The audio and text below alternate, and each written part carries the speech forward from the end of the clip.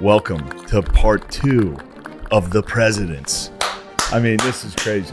Let's start, dude. Let's start where we left off. Everyone was afraid that Lincoln was going to just immediately free the slaves and start war with the South. And his first inauguration, he says, first thing out of his mouth is, I have no intention of freeing the Southern slaves or changing their slave laws.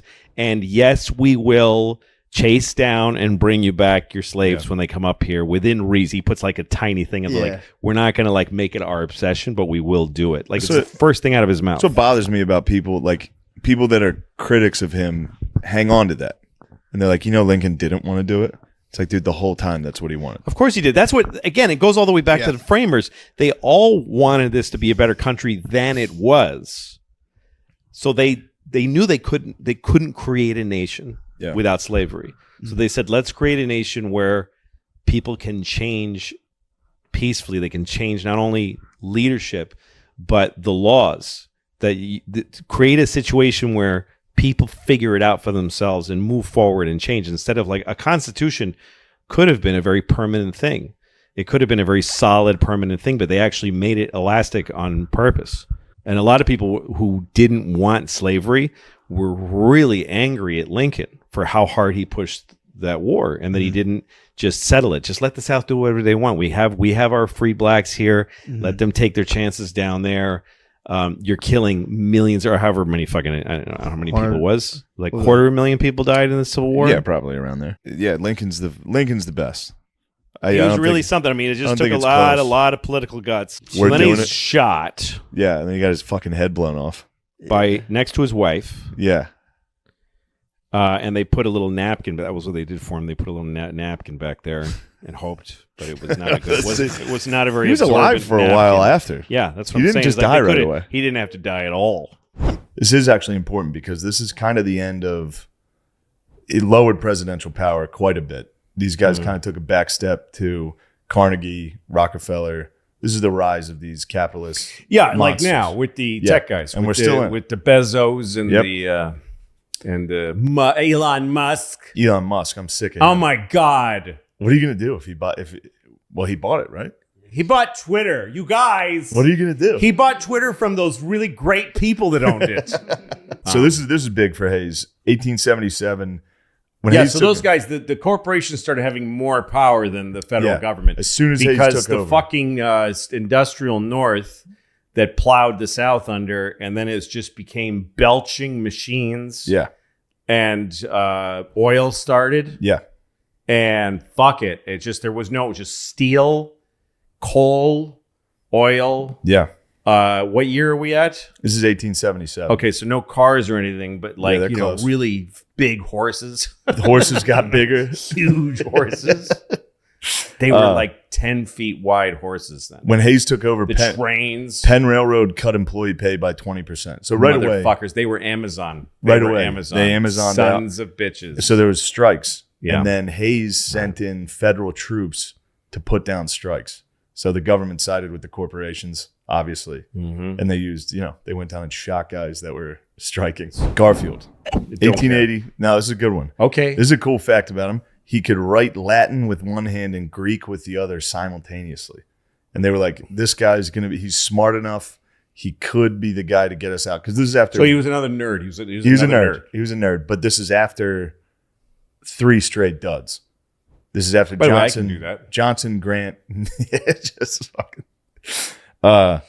200 days into office, he was on his way to a college reunion. He was at a DC rail reunion? He was going to a college reunion. Wow. There's Jello shots and he was going to do beer bongs. He was going to go wild. He was shot twice in the back by a guy named Charles Guiteau. And Guiteau is very interesting. I looked into him last night. He was a moron.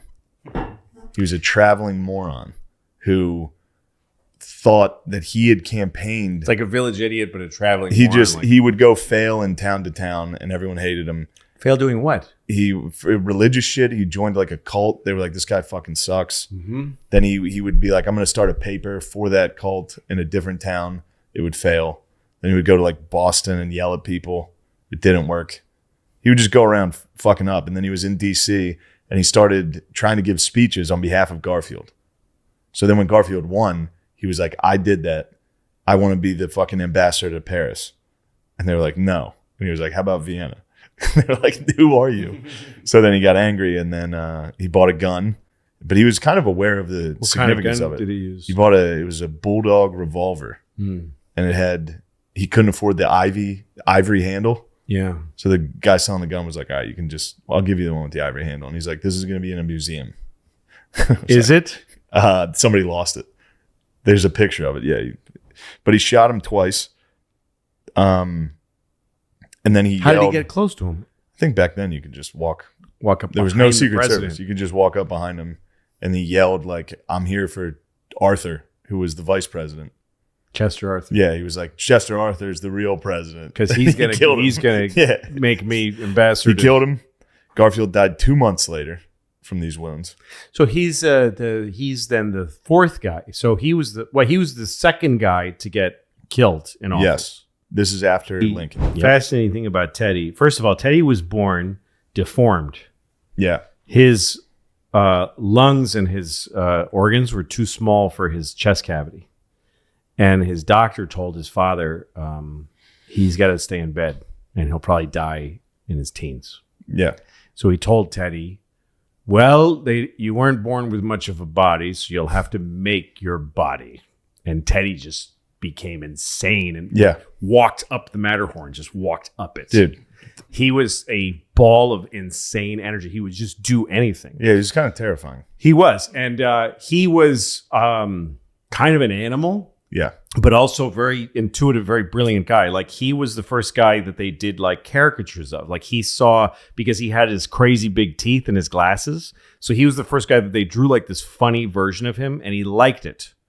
He thought that's cool because they're thinking about me. The fact that they're caricaturizing me means that I'm an icon. I'm something above, and he liked it. So he let that proliferate. But the other thing about him is that he didn't like being in charge of things. He liked being number two.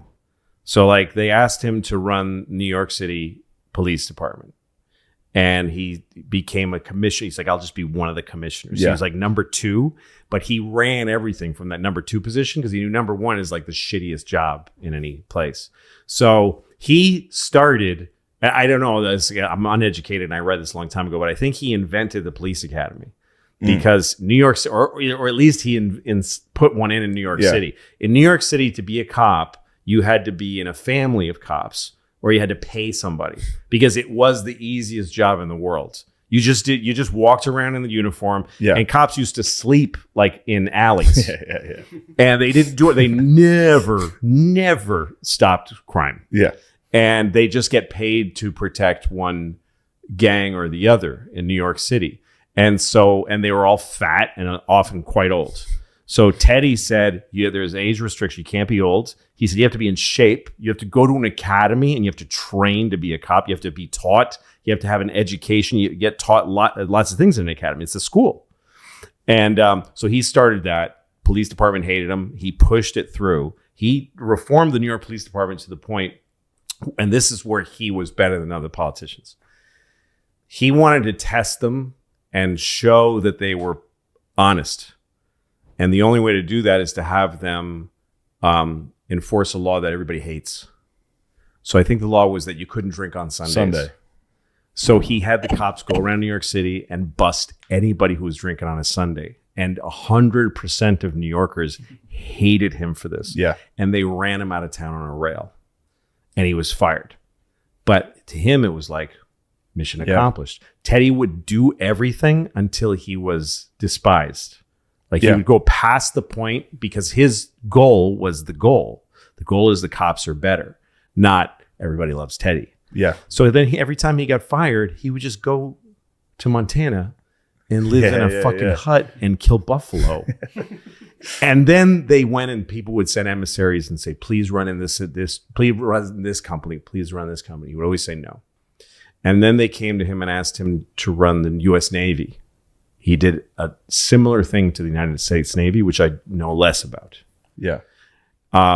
He was obsessed with the war in 1812. I think he wrote a book on it. Yeah. was how we could have won that quickly. We almost lost it because we didn't have a Navy ready. And his whole thing was we need to have a huge Navy. That's right. Like the war, it's actually pretty sick. He gave a speech to, I think, either West Point or the Naval Academy, where he was like, it was probably the Naval Academy. He was like, there's a vacuum right now. England's failing. There needs to be one leader. Someone needs to be somebody in the world. Naval power. Yeah. He did two things that have lasted till now. I mean, a lot of things, but two are the National Park System. Yeah.